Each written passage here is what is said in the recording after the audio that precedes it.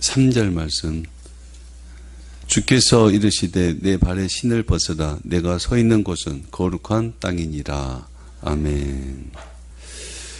모세는 자신의 힘과 지혜로 하나님의 백성, 이스라엘 백성을 구원하고자 하였지만 한 사람도 구원할 수 없었습니다. 사람이 자신의 뜻이 또 자신의 의도가 옳다고 해서 하나님께서 항상 그 일을 돕는 것은 아닙니다. 또 하는 일이 하나님의 일이라고 해서 하나님께서 그 일을 항상 돕는 것도 아닙니다. 분명히 뜻도 의도도 바르고 그 일도 하나님의 일이지만 하나님이 전혀 돕지 않으실 때도 있습니다. 하나님의 일이냐 세상 일이냐 이것도 중요하지만 그 다음에 나오는 게 있습니다. 주님의 일을, 하나님의 일을 내가 하느냐 하나님께서 하시느냐의 문제입니다. 주의 일을 내가 하느냐 하나님이 하시느냐, 이것에 큰 차이가 있습니다. 내가 주의 일을 하고 하나님께서 도우시는 것, 또 하나님께서 하나님의 일을 하시고 내가 쓰임을 받는 것에는 큰 차이가 있습니다.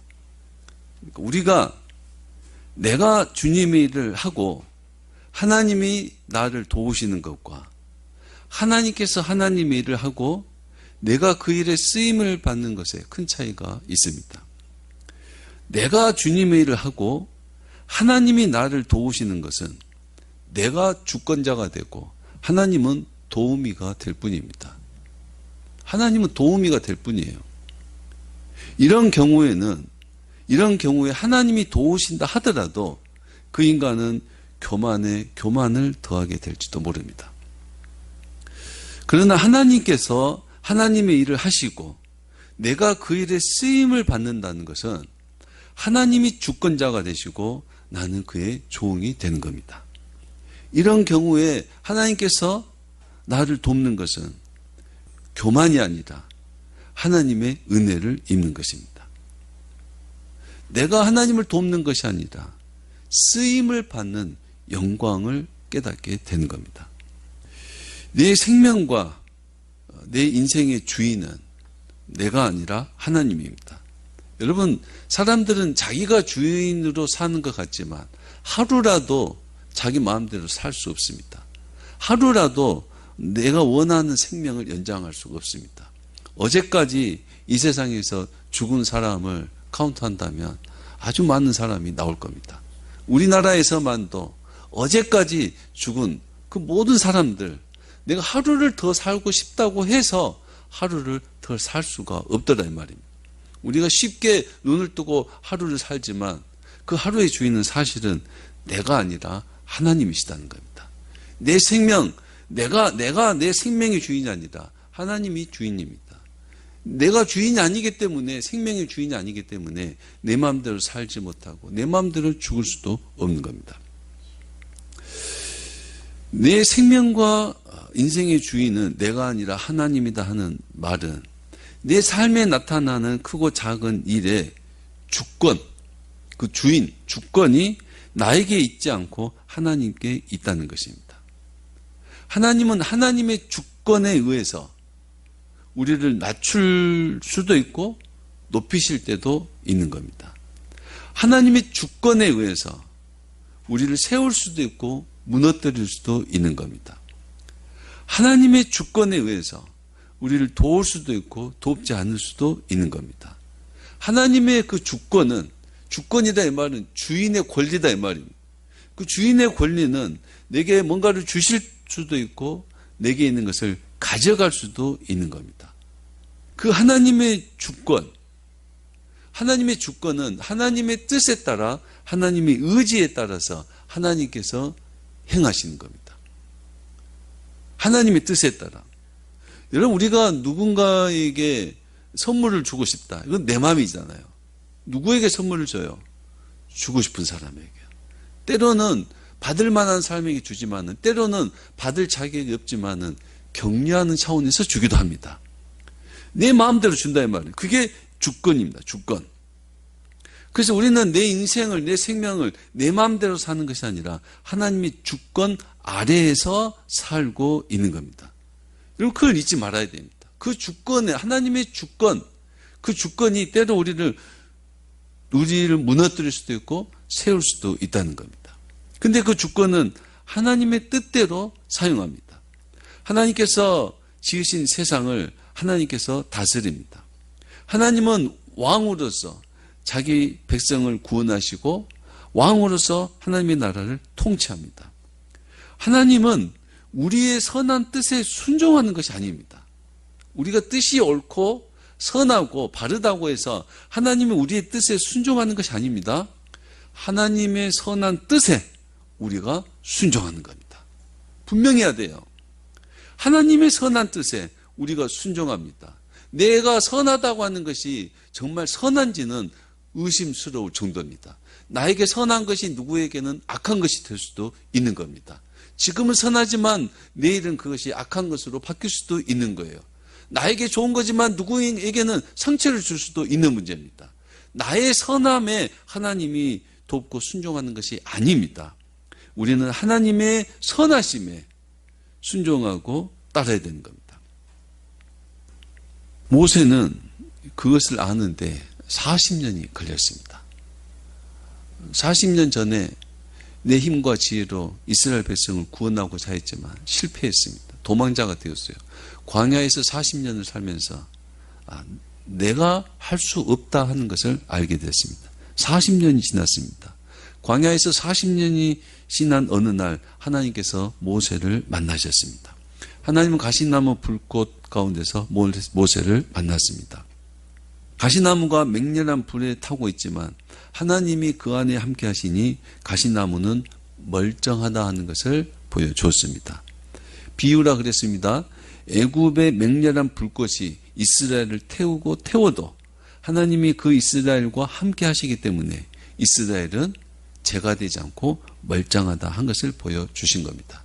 여러분, 이 지구상에서 종교 이야기를 한다면 기독교만큼 박해를 받은 종교는 없을 겁니다. 전 모든 종교들이 기독교를 짓밟았습니다. 다신교잖아요. 다신교는 신들을 인정을 해요. 기독교는 유일신입니다. 다른 신을 인정을 안 해요. 그러니까 다른 신들의 종교가 하나님만 인정하는 기독교, 유일신만 말하는 기독교를 박해했습니다. 그래서 기독교가 유독 어느 때보다, 어느 종교보다 박해를 받아왔습니다. 얼마나 박해를 받았는지 모릅니다.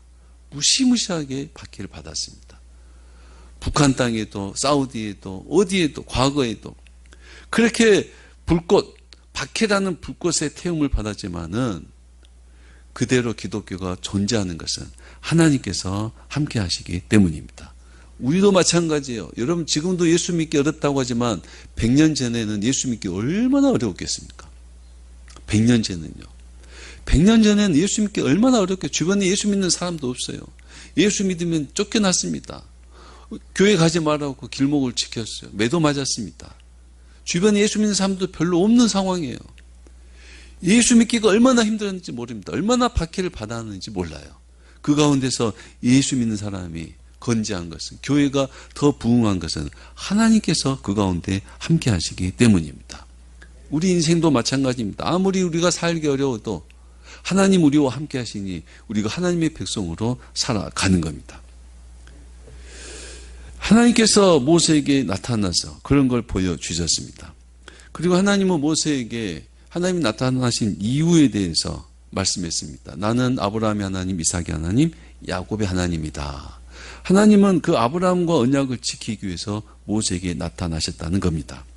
이 말을 조금 더 자세히 하면 하나님은 하나님이 하신 말씀을 지키기 위해서 모세에게 나타난 겁니다. 하나님은 모세의 의지가 아니라, 모세가 내가 이스라엘을 구원해야 되겠다 하는 그 모세의 의지가 아니라 하나님의 의지에 의해서 모세에게 오신 겁니다. 하나님의 의지에 의해서요. 모세가 할 일이 있어서 하나님이 모세를 찾아온 것이 아니라 하나님께서 하실 일이 있어서 모세에게 찾아온 겁니다. 순서가 달라요. 주권이 달라요. 하나님의 주권에 의해서 하나님이 모세를 찾아오셨다는 겁니다. 우리가 때로 어떤 하나님에 대한 열정이 있고 복음에 대한 열정이 있고 그리고 내가 헌신하는 어떤 수고가 있을 때 내가 기도하고 작정하고 기도할 때 사실은 내 의지에 의해서 하나님이 움직이는 것이 아닙니다. 하나님이 우리를 향한 의지, 하나님의 뜻, 하나님이 원하신 것이 있어서 하나님이 우리의 기도에 응답해 주시고 하나님이 우리를 찾아와 주시는 겁니다. 하나님의 주권입니다. 그 하나님의 의지에 의해서 하나님이 모세를 찾은 것처럼 우리를 찾아오시는 겁니다. 모세를 향한 하나님의 첫째 명령이 지난주 말씀이 내 발에서 신을 벗으라 였습니다. 신을 벗는 행위는 자신의 모든 권리를 포기하고 양도한다는 뜻이라 했습니다. 하나님은 모세에게 하시는 말씀이 너는 너의 권리를 포기하라 이런 의미입니다. 너의 모든 권리를 나에게 하나님께 양도하라 하신 겁니다. 우리도 그 하나님의 음성을 듣습니다. 우리는 하나님 앞에서 각자의 신발을 벗어야 됩니다. 내 권리를 포기해야 된다 이 말입니다. 목사의 신발을 벗고 장로, 권사의 신발을 벗어야 됩니다. 똑똑함의 신발을 벗어야 됩니다. 내가 똑똑하니 내 말을 들어. 똑똑함의 신발을 벗어야 됩니다. 경험과 지식의 신발을 벗어야 됩니다. 내가 경험했으니 내 말을 들어야 돼. 그런 경험의 신발을 벗어야 됩니다. 사회에서 내가 어떤 사람이든지 그 신분의 신발도 벗어야 됩니다. 사회에서 사장님이라고 해서 교회에서 사장님은 아니죠. 사회에서 회장님이라고 해서 시장님이라고 해서 교회에서 하나님 앞에서도 시장님은 아니다 이 말입니다. 하나님 앞에서 모든 신분의 신발을 벗어야 됩니다. 때로 우리는 생존의 권리는 사람이 살기 위한 최소한의 권리예요. 그 생존의 권리를 주장하고 있다 해도 하나님 앞에서는 그 신발조차도 벗어야 됩니다. 하나님 오늘 데려가면 데려감을 받아야 되는 겁니다. 그것조차도 그 신발조차도 벗어야 됩니다. 억울한 일을 겪고 있다면 우리는 주로 그 억울함을 풀어야 한다는 권리를 주장합니다. 내가 너무 억울하니까 이거 풀어야 되겠다. 이게 선하다. 이게 공의롭다. 그렇게 말할 수 있지만 그 권리조차도 하나님께 양도해야 합니다. 왜냐하면 하나님이 왕이시고 하나님이 주권자이시고 하나님이 통치자이시기 때문입니다.